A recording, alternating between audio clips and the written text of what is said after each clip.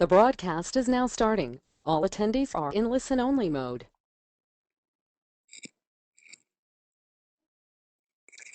Okay, hello everybody, and welcome to a Cloudflare webinar. I'm Nick Sullivan. I'm a systems engineer here at Cloudflare, and I'm going to be talking to you about running secure server software. And specifically, we're going to talk about how we run secure server software and how we think about it in our infrastructure, and how we think about where the web is going. So first of all, the web is changing. The way that internet, the architecture is changing. It's consolidating at the edge. Well, what that means is that there are more and more servers closer and closer to where people actually live. So for designing software for this new direction of the internet, fundamental assumptions that we have about server security don't always apply. So what I'm going to talk about today is how we design server software with this kind of security threat in mind, or the security threats of consolidation at the edge in mind. So two things that we have to think about in this, when we think about servers this way, are distinguishing between long-term secrets and short-term secrets. And we're going to talk about how we devise approaches for protecting each of these. Now, let's talk about web infrastructure. Before we get into that, here's a nice chart. This is conversion rate versus load time. So this is a chart that shows how often people will buy or use your services depending on how long it takes for your site to load. And anybody who's worked in the web has a pretty natural understanding of this. The faster your site is, the more likely you are to be able to have someone convert or have someone use your site and be happy about using it. Now, if you have a site at one location, everybody in the world can be visiting it. So if you have visitors from all parts of the world, they essentially have to travel across the world to get to your server.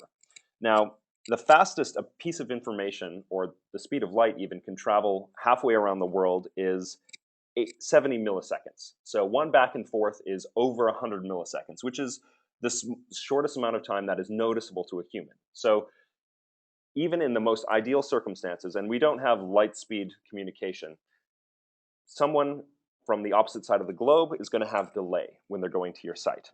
So what's the solution for that?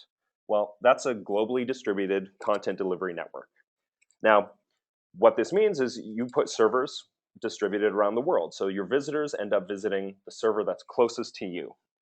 Now, this reduces the round trip time for people to get information from your site, and it reduces congestion on the internet backbone. And it also, you can add some security features at the edge here. So each of these servers that we have on the map are considered edge servers. So they're close to where people are. And we can do some pretty interesting stuff there, including DDoS mitigation, web application firewall, security, and overall, it brings a better user experience. Now, this is the current map of where Cloudflare has its servers. And this is really great, right? These servers are in very locked down locations, and we have a pretty good understanding of the physical security of each of these servers. Now, this is sort of a future map of where we could be going. And these servers don't necessarily live in places that we have full control over. So what that means is that the threat space for each of these servers, it's a lot wider. So there are more servers around the world, and we have to be aware of each and every one of these. So it's a little bit more dangerous to control.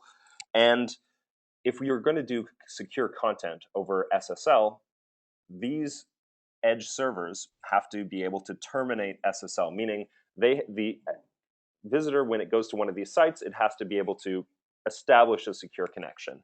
So that's a little bit trickier. So let's talk about the threat model for edge computing. And this is the traditional server threat model. This is how people design servers now, and this is how people have kind of always thought about servers. And that is, assume your server is fully secure. And the way you do that is you add layers of protection to keep attackers out.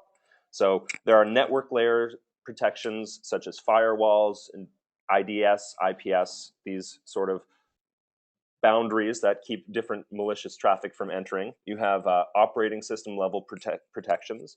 You can design your operating system with access control lists, permissions. You let the minimum number of people from your side in, and you have protection against maliciously installed code, antivirus, secure boot, all these sort of things. And you can have more advanced barriers, such as hardware authentication or disk encryption. Now, when you have globally distributed servers, then you have less jurisdictional control and therefore less physical security. And what we've seen in the last 20 years of internet security and specifically of computer security is that physical access trumps static defense layers in almost any case. If someone has access to your computer physically and they want to get inside of it and get your secrets out, they can typically do so. So traditional defenses, like the ones I listed before, are helpful. They're very good. They're great security practices, but they're not ideal for the situations where you don't have physical control of your hardware. So you can't rely on the security of the keys that are inside of them. And a single break-in can potentially result in your secrets being leaked to the entire world. And this can be really bad. So I'm going to describe here what we at Cloudflare think is a more effective approach, or a more a way to secure these servers in a way that that will be stronger in the long term. So the idea here is to approach system security the DRM way. And what is DRM? DRM is digital rights management. What does server security have to do with playing movies on your computer?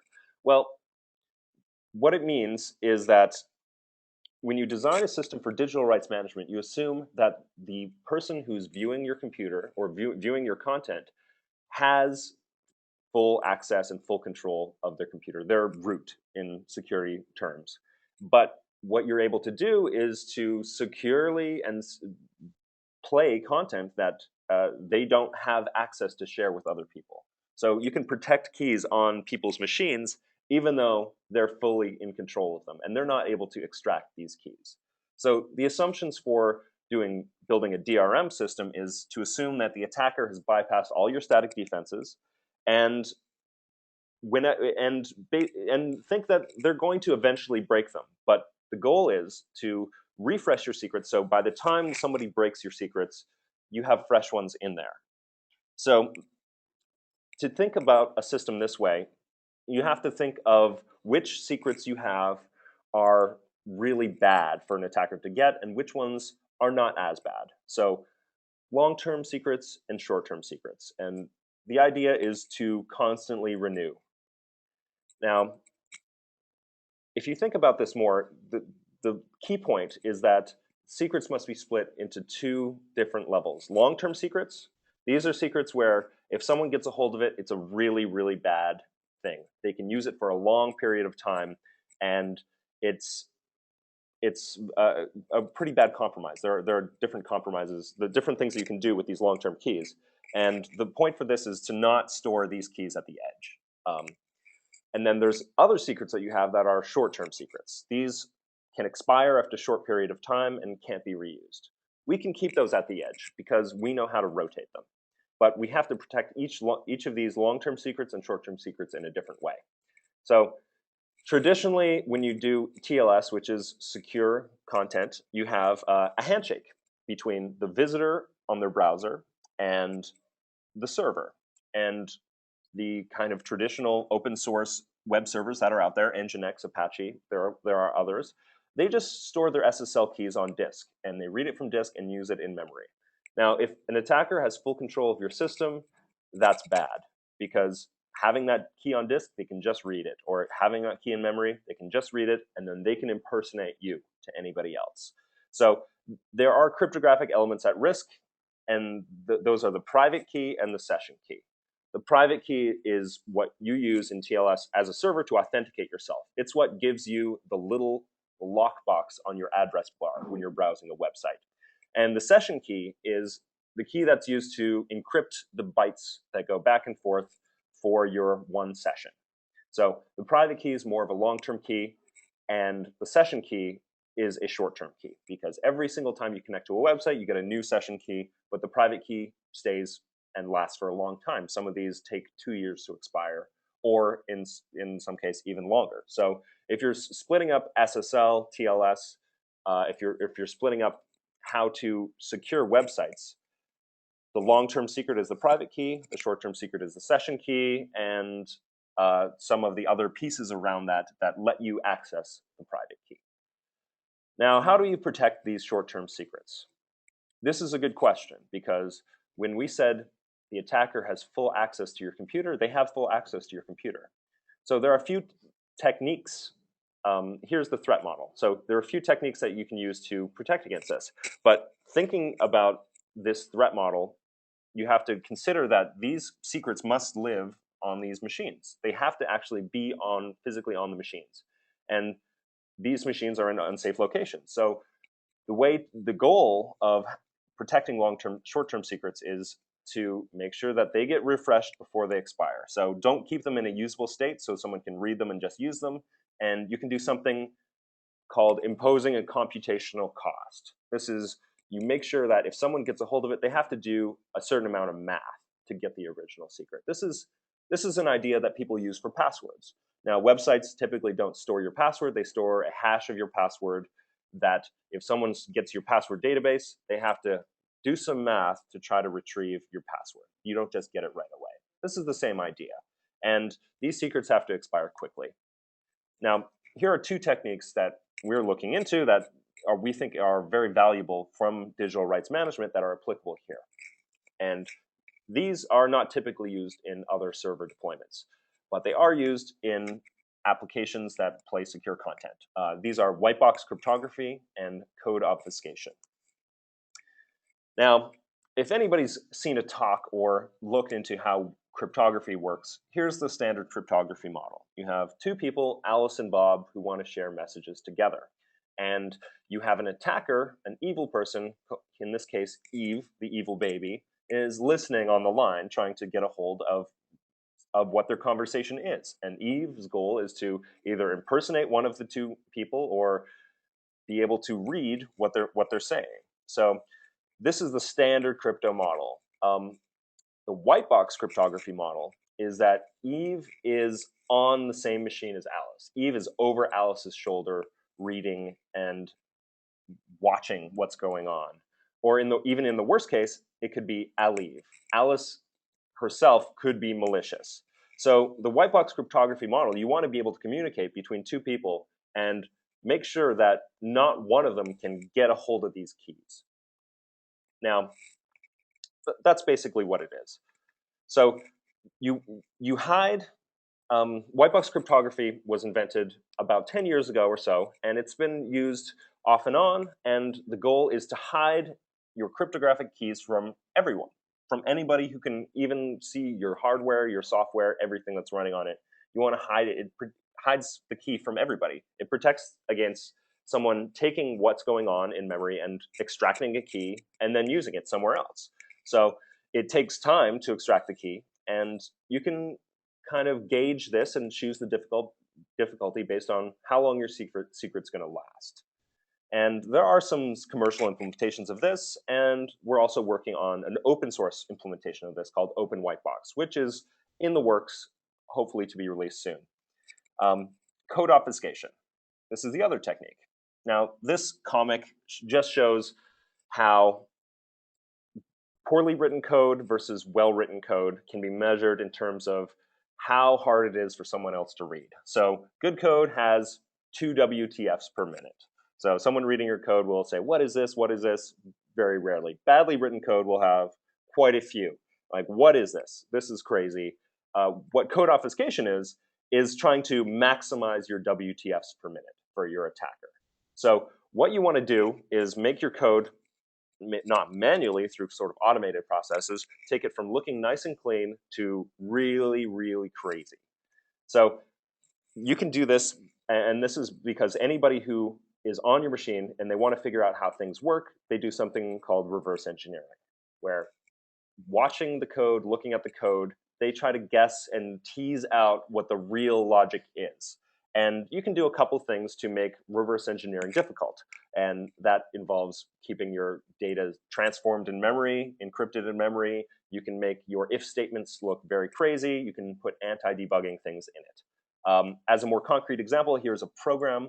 And this is what an attacker will see when they try to reverse engineer your program with IDA Pro, which is the standard for reverse engineers. It has kind of logical flow, and it doesn't look that complicated to understand. Eventually, with enough time, someone will figure this out. Now, if you apply code obfuscation to this program, you get something that looks like this, which is just crazy. It's very, very difficult for a reverse engineer to figure out what meaningful logic happens in code that looks like this. Now, there are also commercial implementations of code obfuscation techniques, and there is an open source one that was just released called Obfuscator LLVM. These are both pretty interesting to look into. The commercial products, I will warn you, are very expensive.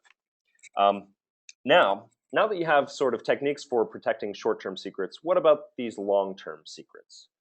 Now, for SSL TLS, your private keys are long-term secrets. These are what define your identity on the internet. So if you have a compromise of your private key for SSL, there are long-term, really terrible consequences for it. It has to be revoked, which is a difficult process. It actually doesn't work perfectly all around the world.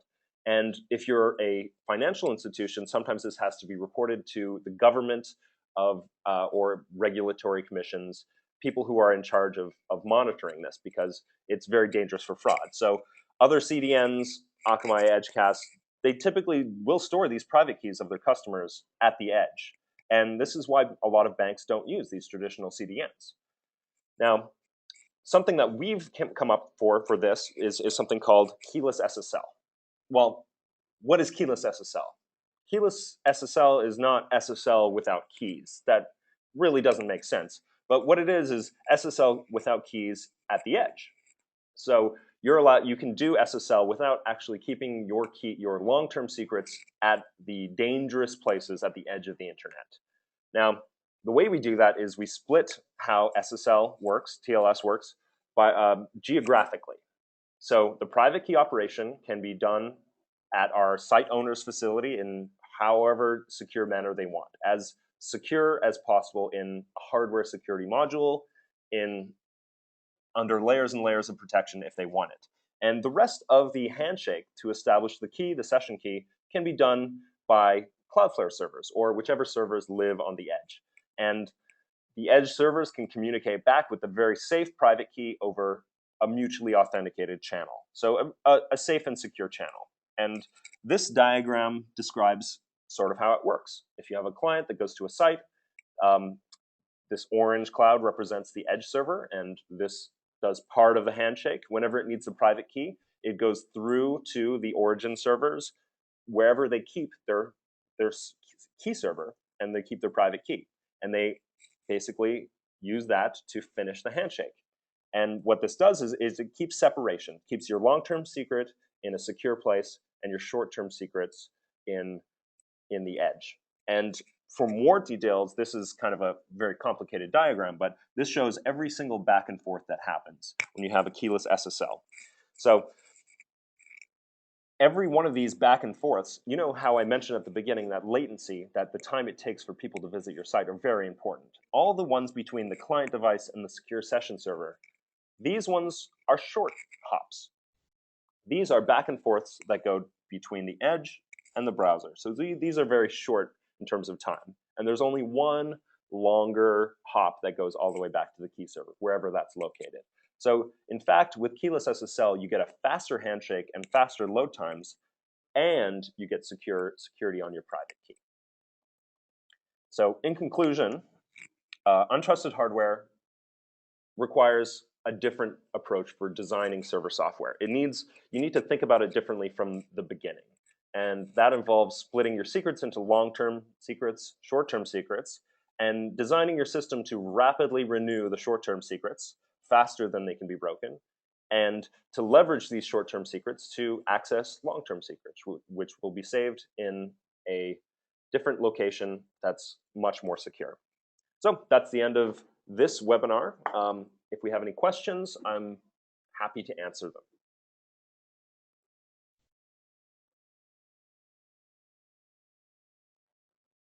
Okay, it looks like we don't have any questions right now, but feel free to check out Cloudflare at cloudflare.com or the Cloudflare blog at blog.cloudflare.com for more information.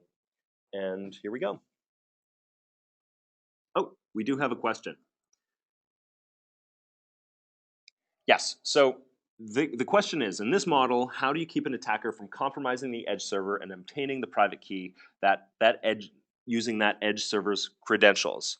Yes, so in this model, the private key is actually not ever sent to the edge. So they can potentially get a hold, compromise the edge server, but we have protections for the credentials on that edge server in order to talk to the main server. And those credentials are protected with our short-term secret techniques. And that includes white box cryptography and code obfuscation.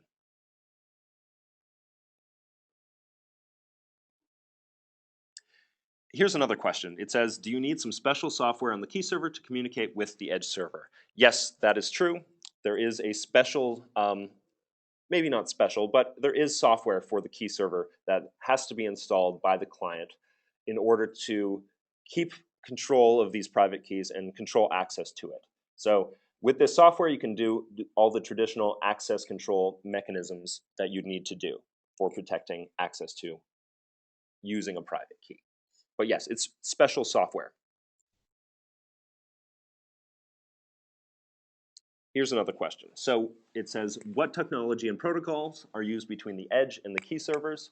And that is mutually authenticated TLS. This is the standard for authenticating, having authentic communication where both parties are authenticated. So SSL over the web, typically a browser will authenticate a server, but the server itself doesn't authenticate the browser because it accepts anybody to talk to it. But there's an extension to SSL in which if you are running two parties that are both want to authenticate each other and you want to guarantee that only two are talking to each other, it's mutually authenticated TLS. Does this approach require re-architecting SSL? In fact, it does, and we've done quite a bit of work internally to change the way that SSL works. It's not so much of a re-architecture of SSL as much as it's a reimagining of how the private key operation works. So it would be essentially a proxy for the private key operation, but it does require work. This is not something that's trivial to do. OpenSSL and other Polar SSL, other SSL libraries don't allow you to do this out of the box. The other question is this technology keyless SSL an industry standard? No, it is not. It's something that we are currently introducing, and we are hoping to get a lot of other people on board. But the ideas of separating short-term and long-term secrets are important for everybody on the internet. Here's another question. Is there an open SSL standard for creating subkeys for edge servers? There actually is not right now. SSL keys are a one-to-one client-to-server communication method. There's no way in the SSL standard, in the standards right now, to have like a delegate key or a sub-key that you would give to a server and have that be known to the browser as a delegated key. This is something that the IETF is potentially looking at for future developments in SSL, but it's not something that's a standard now, or it's kind of a pie in the sky notion. Right now, SSL, if you have an SSL key, from the browser's perspective, you are the server. Is this technology unique to Cloudflare? Well, the short-term secret protection stuff is not unique to Cloudflare. It's something that's been used widely in DRM. The long-term technique that I showed for SSL is something that only Cloudflare does right now. Here's another question. It says, what kind of wide-scale anti-scraping protection do you offer beyond the option to filter traffic from obvious bots? For instance, sophisticated web scrapers will hit a site from multiple IP addresses at off hours to emulate human activity rather than behave like an obvious bot. What protection and reporting does Cloudflare offer to help website owners identify and block sophisticated web scraping? That's off topic for this conversation, but Damon will reply to you directly. He's on the chat room right now. Are there any common mistakes or oversights in protecting key servers other than other long-term key servers, server keys, or other long-term secrets? Well, there are some common mistakes and oversights, and a lot of those can be remedied with the standard techniques that I mentioned at the beginning, and that's proper access control, proper firewalls, intrusion detection, and traditional methods. By making sure that you have a good perimeter around your website as a base, or around your server as a base, that's very important. But in terms of long-term and short-term secrets, yes, sometimes people keep secret API keys on their servers or other pieces of information that allows attackers to go deeper into their infrastructure if an edge server is compromised. So it's important to have a separation between your core infrastructure as a company and the servers that you are operating that are not under your jurisdictional control. Okay, and I think that's it for this webcast. Thanks everybody for listening, and have a great day.